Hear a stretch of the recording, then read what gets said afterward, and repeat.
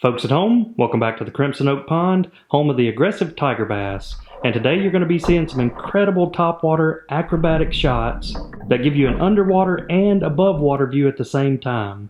So more of that coming later in the video, but first let's talk about our next pond build. So it's been almost 2 years since we completed our last pond build, the one that we call Cedar Falls. And I've spent the last several months coming up with our next pond build location, and also a couple of really unique pond build ideas. And the first one is modeled after a lazy river, and most of you have probably seen one of these at a theme park or a hotel, but how cool would it be to have a lazy river built just for fish?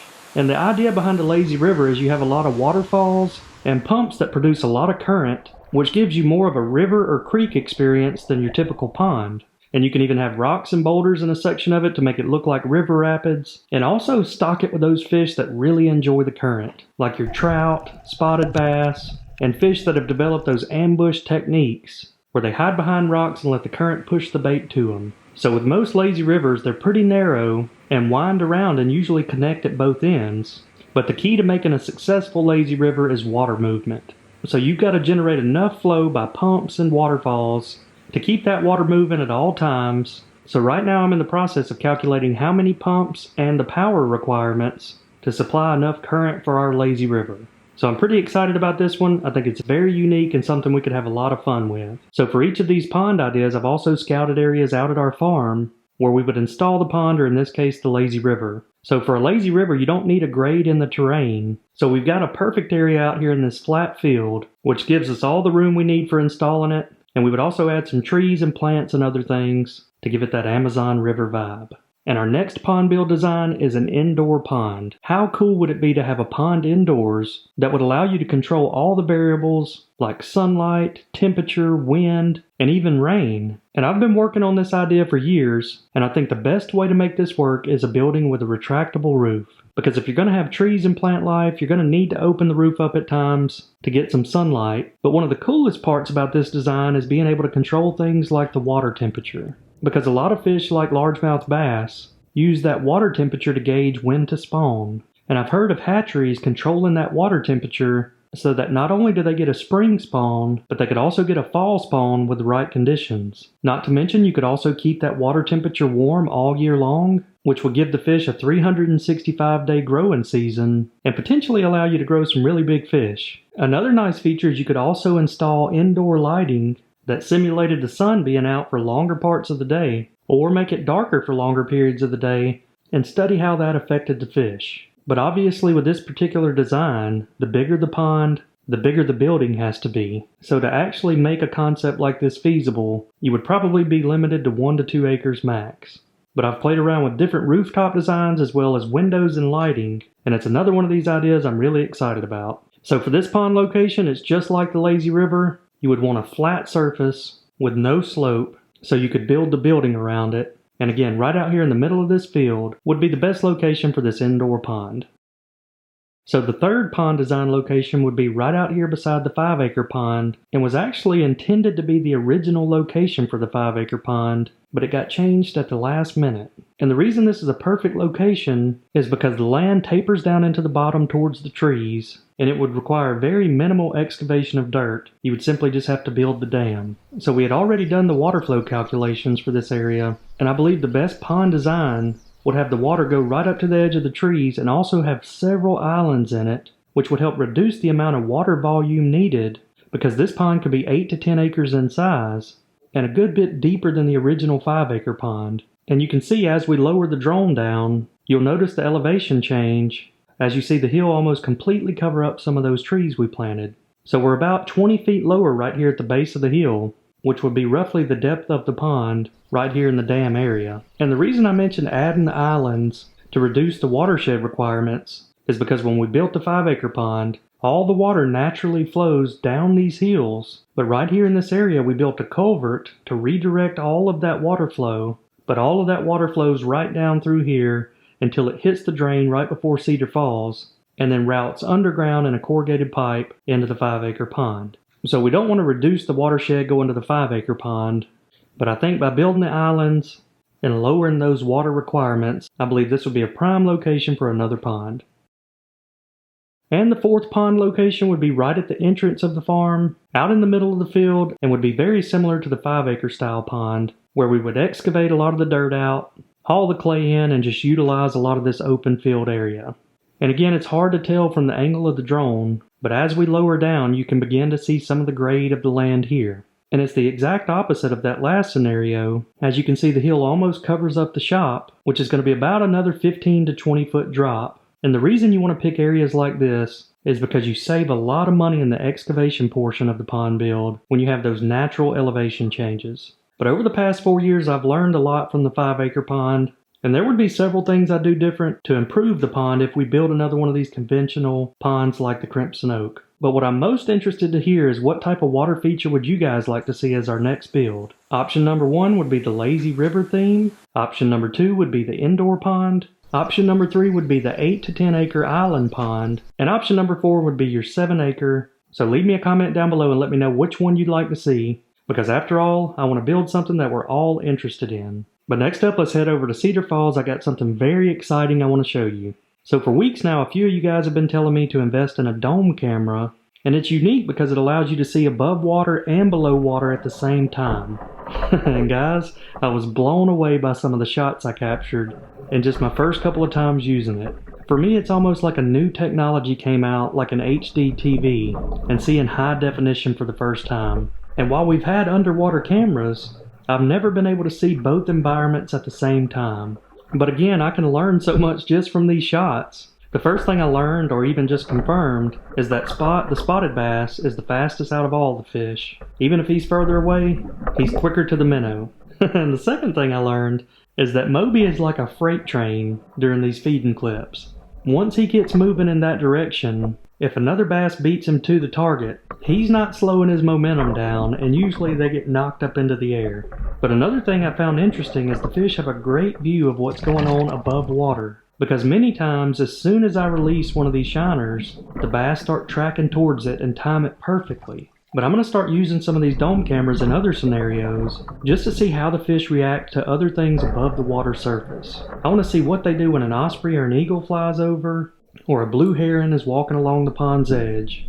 But what I think is just as equally cool about this is the still frame shots I can get from it. Look at how cool this shot is, where half of this bass's body is out of water, fins are up, but it's like he's keeping his eye on you. And then we got that cool shot of Spot going airborne, and Tiger with a big blow up. And how cool is this shot where the bass swirled right in front of the camera and actually lifted the water up. And last but not least, we got Johnny and June battling it out in a duo. Man, you gotta love it.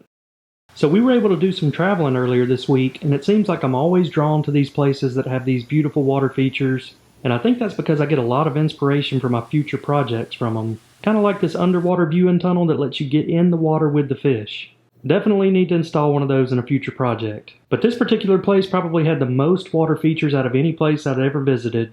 And I was talking with one of the maintenance guys, and he said they had to keep a full staff working 365 days a year just to feed these fish and provide a good environment for them to live in. And he said if they ever get behind, the fish let them know quick. And I agree with that because over the past few weeks, you guys were able to see how that heavy rainfall and big water exchange really energized our bass, and we've gotten some incredible footage of them schooling up together. But these ponds and bass have taught me that not all water is the same. And that's what's so unique about water, is that the good and bad water both look the same. For instance, at the farm, our only drinkable water is well water, but we're right here in the middle of agriculture fields where they use lime and fertilizer and things that aren't good to consume. So earlier this year, we started using a reverse osmosis filter that filters out those harmful components and also puts back in some minerals and things that are good for you. And there's a water filtration device made by Cove Pure that uses a 4-stage filtration process. And in stage 1, it traps things like rust, sand, and other large particles. And stage 2 removes harmful chemicals like VOCs, pesticides, chlorine, and microplastics. And for stage 3, the reverse osmosis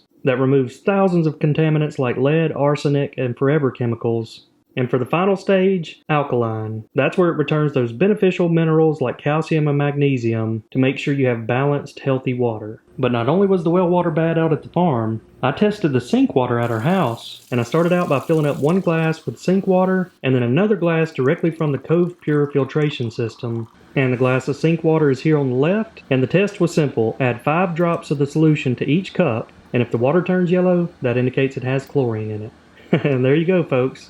That's pretty clear results. So very impressive. Cove Pure completely removed all the chlorine out of the water. But there's several other things I really like about this system. The first is that you can instantly have hot or cold water just by changing the setting. You can also customize the amount of water it dispenses. But the most impressive feature is that it has a built-in sensor that measures the total dissolved solids. So the raw TDS is the amount of solids in the incoming water, and the pure TDS shows the solids in the filtered water. So a big shout out to the tiger bass in the pond for teaching us the importance of water quality. And clean drinking water really is one of the most important investments you can make for your family's health. So if you guys want to check them out, you can click the link in the video description or go to covepure.com/BamaBass and get $200 off. So do me a favor and go check them out. And Greg the Pond Guy just taught me something really cool about this particular plant called the pitcher plant. And pitcher plants are an amazing carnivorous plant that catch their food using a special trap called a pitfall trap. And yes, you heard that right. This plant actually catches bugs and feeds off of them. And the reason they call it a pitcher is because it looks like a pitcher or a jug and even resembles a lid on the top. But it works by drawing these different insects in towards the opening. The first thing is it has those bright colors that naturally attract bugs and flies. But it can also produce nectar right around the rim of the cup to help lure the insects in. But the interesting thing about the pitcher plant is it fills the base of its trap up with liquid so that when the insects fall down, they're trapped in a liquid pool and that drowns the insect. But you'll see it also has that narrow cone shape, which makes it difficult to turn around and exit. And then the plant feeds off the insects, getting amino acids, phosphates, and even nitrogen from them. And that makes this one really unique because most plants feed off of nutrients coming out of the soil, but since the pitcher plant feeds off insects, it can even grow in a lot of places that have very poor soil and nutrients. That's pretty incredible. Sometimes nature truly does amaze me. So if you look closely underwater, you'll see a turtle, and that's the culprit that I've been looking for. Because as I pan around the pond, you'll see a lot of floating lily pads that are no longer attached to anything. And they're all across the pond, and that's because Mr. Turtle has been chomping on them. And this one naturally came in from the 5-acre pond. And I love turtles, but I really wish they wouldn't eat the lilies. So I was up here at the waterfall inspecting some of these algae that were growing. And this green one's pretty typical, we get it every year. But one that has just recently came on is this black algae, and is very similar to something we had in our 300-gallon aquarium called blackbeard algae. It has the same style characteristics, but I'm not sure that that's what this is. So if any of you can identify what this black looking algae is, leave it in a comment down below. So I was out here feeding shiners to the bass and just got a good scare from this little guy. I looked down and he was about 12 inches away from me with a big shiner in his mouth, and you can see he's digesting that right now. And I know they live here and I shouldn't be spooked to see them, but I just wasn't expecting a snake right there at my feet. But it all makes a lot more sense when the next day I came back, and he lives right here in this little bush. So whenever I feed the bass the golden shiners, he snags one out of the pond and brings it up here to eat it. So I'm also happy to see that we still got some of the little bass fry from earlier this spring. There's a handful of them swimming around in the pond. I feel like they're much better at avoiding the bigger predators in the pond than the golden shiners are. I think they're a lot quicker, and they also hide a lot better. You can see them utilizing the rocks as they swim around. But eventually, we got to remove some of the bass out of this pond, because a few of the bass from last year's spawn have gotten big enough so they no longer hide out. But you can see when they come out in the open, sometimes the bigger ones still push them away. But what I always find really funny is that if you want to know who the top dog in the pond is, it's going to be the female tilapia whenever she's spawning. And that happens every few weeks. And watch her push those bass away. That's something I never thought I'd see. Moby getting pushed around by a tilapia. So I got some good news. The eagles are finally back. They left for a few months during the heat of the summer. And it looks like this is even one of the juveniles. But I think that it's getting pushed away by an osprey, which is very interesting. Most of the time it's the exact opposite. But it may be because that's a young one. And that's pretty wild because if you look closely, you can even see the ospreys carrying a fish. Kind of looks like a bluegill. So about a month ago we had a strange occurrence out here at the 5-acre pond where the water cleared up and all the bait fish pushed up into the shallow water. It's all the different forage fish like the shad and bluegills, but that also brought all the bass in shallow. And the turtle must have spotted me, and he kicked it into high gear. And you'll even see some little baby bass fry down there. But as I just mentioned, I think their survival skills are a lot better than the bluegills and shad. You can see they stay tucked into that shallow water and always near that vegetation that they can hide in. But any stretch of the pond bank you go down is loaded with a bunch of juvenile fish, and then occasionally you'll see a wolf pack of bass cruising around looking for their next meal. But I've also seen a big variety of sizes in the small bass. Some of the fry that are 2 inches long, other bass that are 6 inches long, and even some that are a pound. So again, it's one of those things we're going to have to stay on top of by removing a portion of these bass out of this pond every year so they don't get overpopulated. You can see there's a group of another 5 or 6 little bass right there.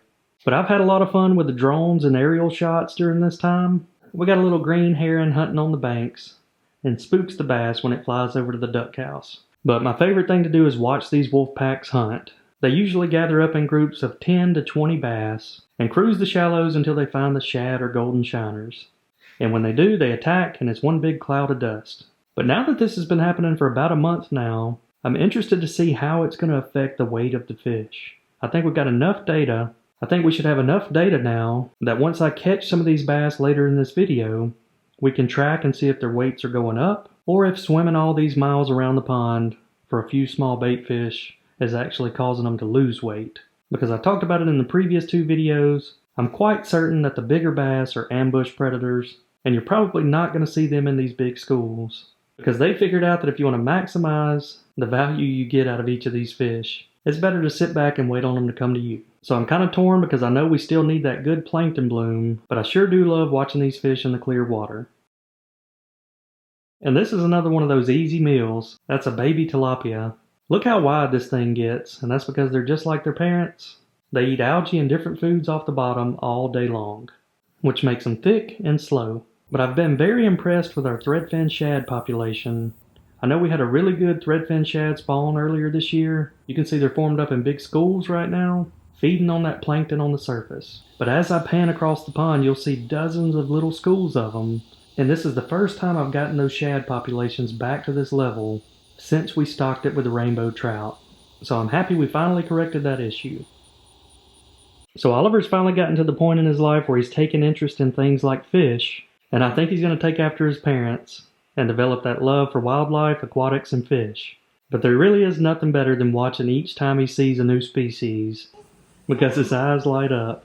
But I've always been a big believer that getting kids involved in the outdoors and nature at an early age can really have a big impact on their lives. But I'm really thankful for those people that took me fishing when I was a kid, because I developed that passion at an early age, and it stuck with me my entire life.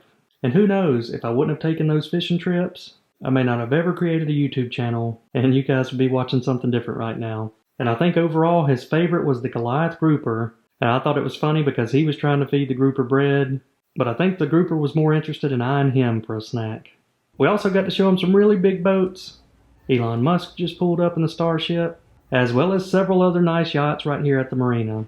But hey, here's one I'm very familiar with, and that's Murphy's Law. But again, the thing I love the most about taking these trips is the inspiration and knowledge I get from these water features and the people I meet.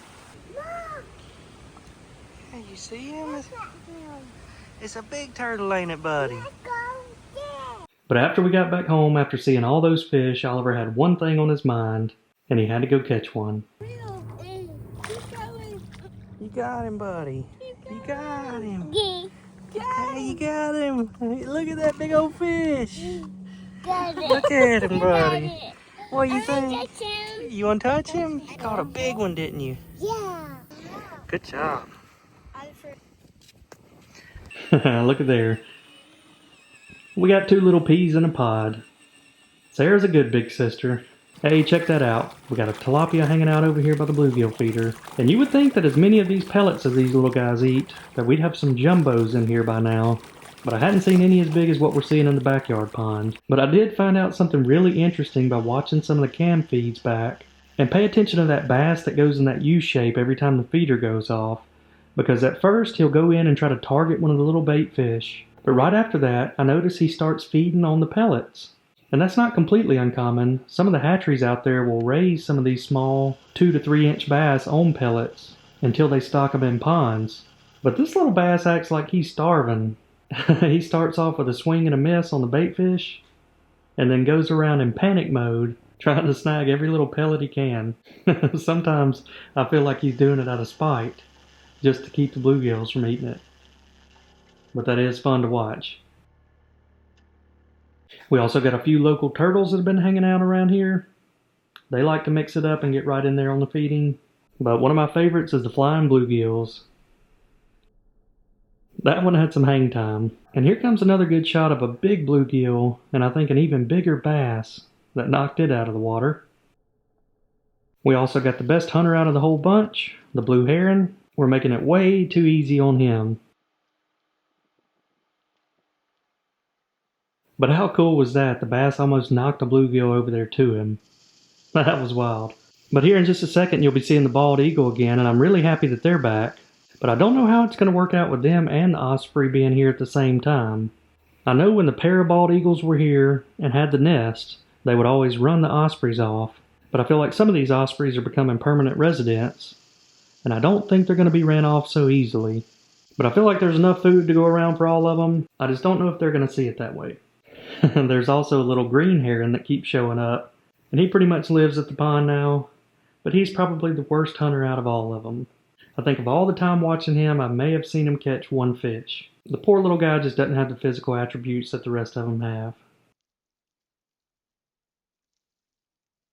Alright, now let's check in on the Bonnie Bayou cam.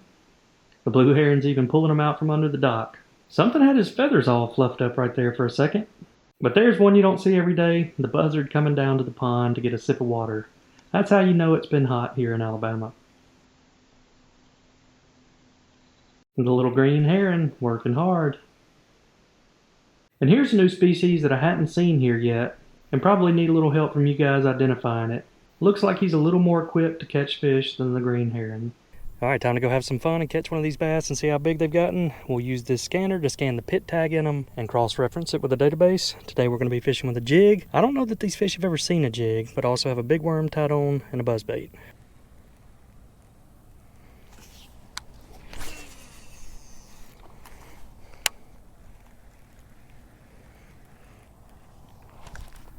Got him. Right off the edge of that tree we laid down earlier this year. I'm just swimming it by it. Feels pretty good. A little fat one. He just spit out one of those crawfish tail on the trailer. Alright, this fish has been caught. 2232-611. Weighing in at 2 pounds even. Alright, this fish is named Hoss and the exact same weight as when we caught him back in June. But if you noticed, I opened up another slot of names on our spreadsheet, so you guys can leave a comment down below with your bass names from letters I through Q, and I'll try to get several of you added to this list this week. There we go.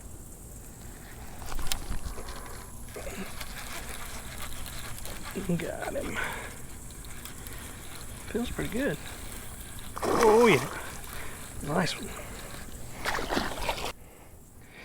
I got bit by several small fish. Finally the big one showed up. Alright, this fish has been caught 571094. Weighing in at 317. Hey, look who it is. Van Dam came out of retirement. It's the 6th time we caught him, and he's a roamer. We've caught him at several locations across the pond. There we go.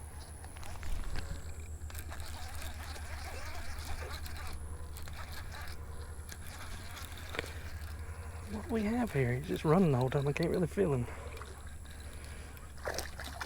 Little guy. Alright, this fish has been caught. Here's a little guy weighing 1.36. So this young bass is named Winchester, and it's already the 3rd time I've caught him this year, so love seeing the aggression, but pretty much stays right there in the same spot on the pond.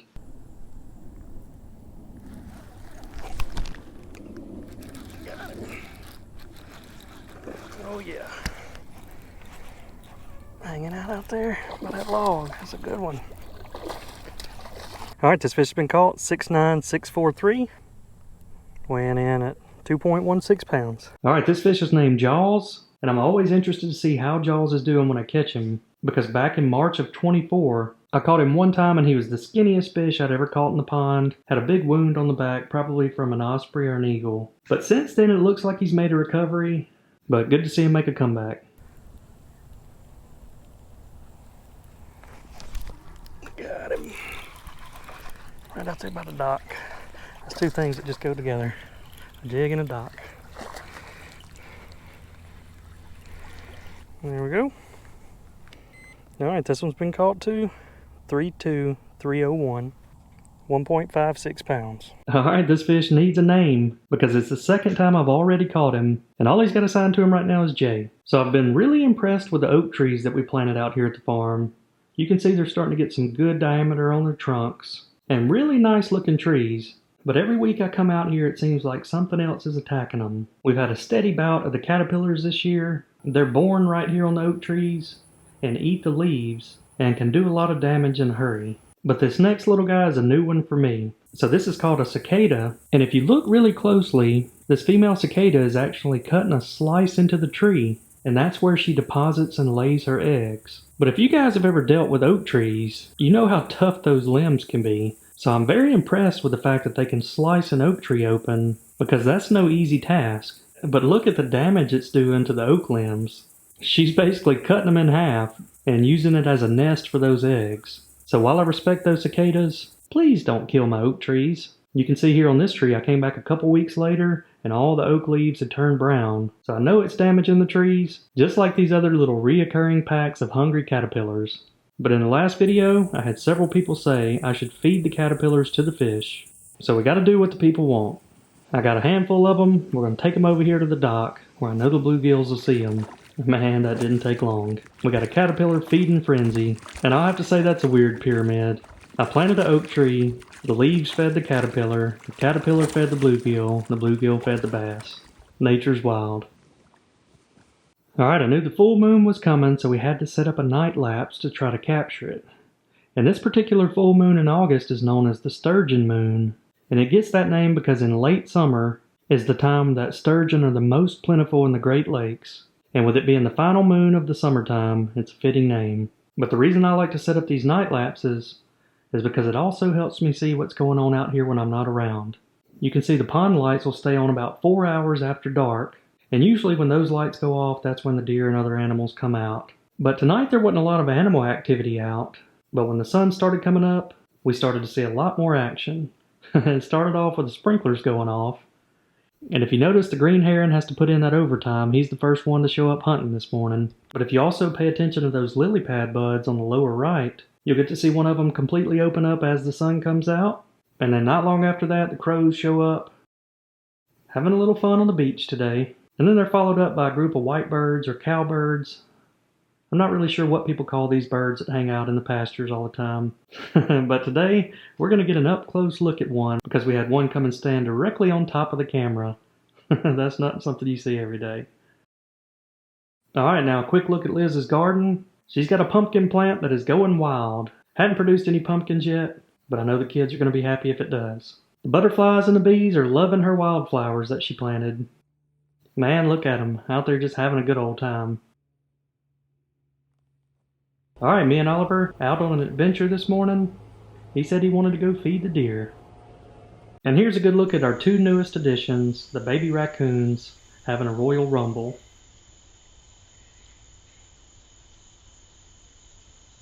It's funny to see them just hopping around. Again, so many new experiences for them. They may not have ever seen a deer before. But I don't think the deer know what to think of them either. And sometimes the little babies get into trouble and the mama has to come in to protect them. It looks like they got a little too close to another raccoon. And there's George Jones. Man, he looks like he's getting old. He's struggling out here tonight. There's no doubt we got a big healthy community of raccoons now. And there's Peter, stopping by to see if any food's left over. And then hopping away. And the deer and raccoons finally happy we got back to replenish their food piles. There's Mr. Buck Deer in velvet with a rare midday appearance.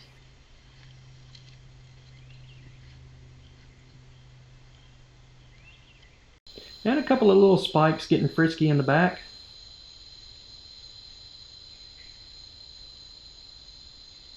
Some of the bigger deer moving through, still in a big bachelor group. Feeding them as much protein as we can to try to help them develop those antlers.